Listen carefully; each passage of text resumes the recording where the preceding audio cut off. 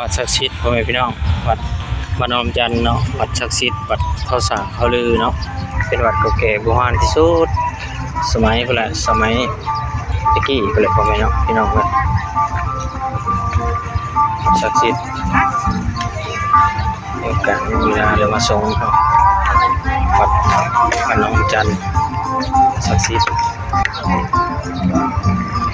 ข้างหลังนี่เนาะอันนี้ก็มาอีกแล้วแก้วแกนชนะบุญมีพอออกเต็มมาจากบ้านศอกว่างเป็นกระไรวงโอโหมตนาบริจาคธนบัตรปัจจัย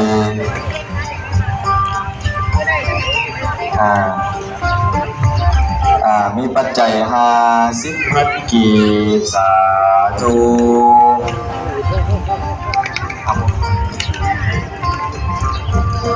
อันนี้ก็มีครอบครัวทาน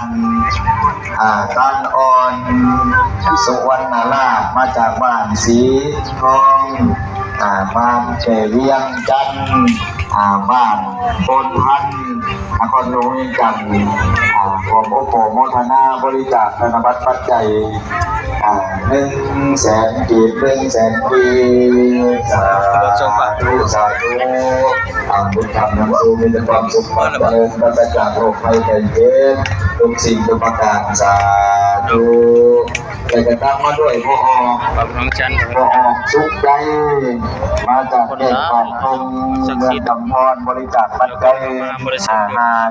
กีบ50,000 กีบสาธุเมดอมดูว่าเมทองสีเด้อย่างมาทางนี้เด้อย่างมาทางนี้เลยบอมเมนอยากให้เอาไม้ผูกแขนมาเพิ่มย่าเลยนะ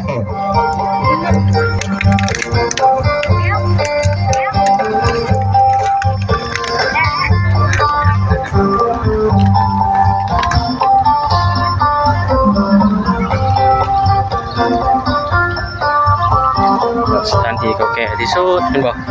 หอแจกเนาะลายหอแจกก็เป็นหอแจกสมัยตะกี้เนาะญาทานคำพาเป็นผู้สร้างเนาะมีญาทานที่มีความรู้ความสามารถที่เรียนจบมาแต่กรุงเทพเนาะเป็นผู้มาสร้างวัดน้องน้ำจันทร์ญาทานคำพามีหลายๆญาทานเอารวมกันเนาะเขาแจกเราคนนี้เราโอ้ดำหมดเลยนะ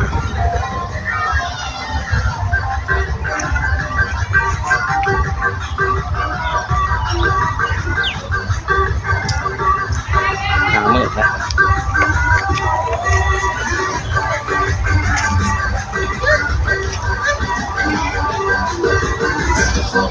โอ้แดดแล้วหามืดเบิด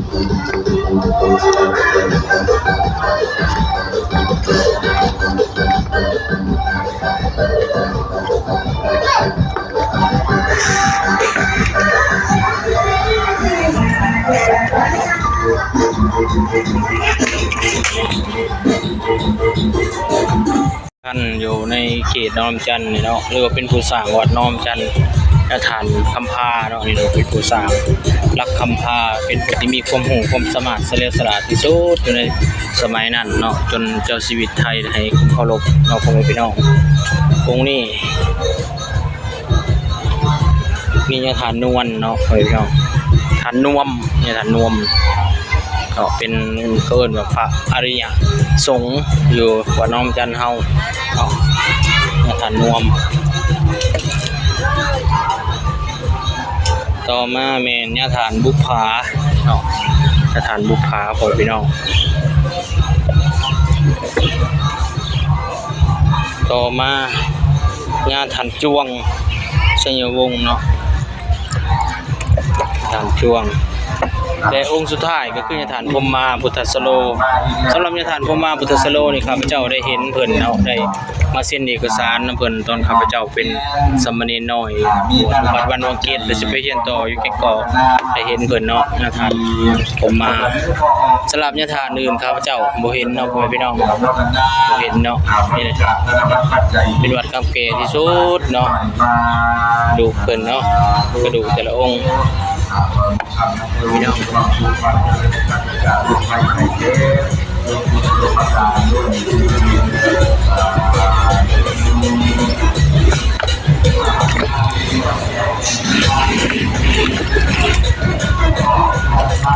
บ้านวัดน้ำตาพอบริจาคธนบัตรปัจจัยสิบพันกี่เดียวนามือกี่สาธุและกระตั้มมาด้วยไม่ออกไม่ออกมุ่งสะพอเดินตาลามาจากบ้านดูไล่เมืองตะวันทองบริวารของหมอมดนาบริจาคธนบัตรปัจจัย40,000 กีบสาธุก่อนเล่นหน่อยเงินนำด้วยไม่ออก